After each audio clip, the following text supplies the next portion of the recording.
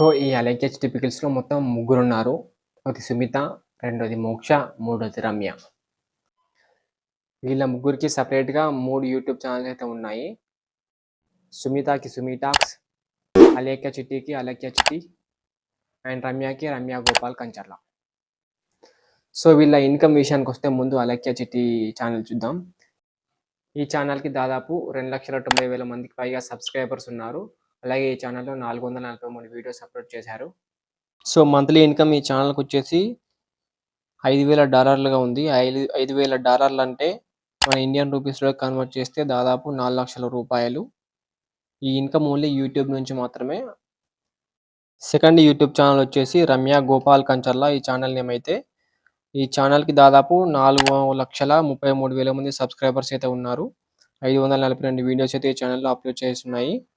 Income విషయానికొస్తే మాత్రం ఇక్కడ స్క్రీన్‌షాట్‌లో చూసిన విధంగా $8,600 మంత్లీకి ఈ ఛానెల్ సంపాదిస్తుంది.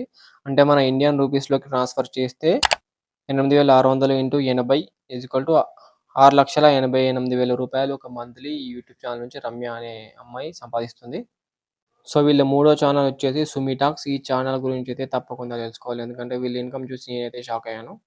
ఈ ఛానెల్‌కి దాదాపు 6,88,000 మంది సబ్‌స్క్రైబర్స్ ఉన్నారు. ఈ ఛానెల్‌లో 838 వీడియోస్ అప్‌లోడ్ చేయబడి ఉన్నాయి. అంతేకాకుండా ఈ ఛానెల్ మంత్లీ ఇన్‌కమ్ వచ్చేసి దాదాపు $80,000. అంటే మన ఇండియన్ రూపీస్‌లోకి కన్వర్ట్ చేస్తే $80,000 ఇంటూ ₹80 దాదాపు ₹64,00,000. సో, వీళ్ళ ముగ్గురు ఇన్‌కమ్ అయితే ఒకసారి మొత్తం కలిపి కాలిక్యులేట్ చేసి చూద్దాం. అలేఖ్య చిట్టి పికిల్స్ ఇన్‌కమ్ వచ్చేసి మంత్లీ ₹4,00,000. అలాగే Ramya Gopal Kancharla YouTube channel income వచ్చేసి ₹6,88,000.